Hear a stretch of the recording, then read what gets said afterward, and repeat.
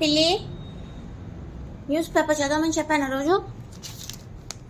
ప్రపంచంలో ఏ మూల ఏం జరుగుతున్నా కూడా చదవాలి, ఓకేనా?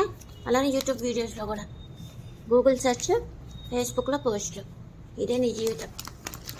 అన్నీ తెలుసుకోవాలి, ఓకేనా? తెలుసుకొని నువ్వు కూడా చెప్పాలి 10 మందికి, ఓకేనా? ఓకే అమ్మా. జ్ఞానాన్ని పంచాలి. నెక్స్ట్ పేజ్ ఏంటి? అయ్యో చూడు ఏమేం జరుగుతున్నాయి.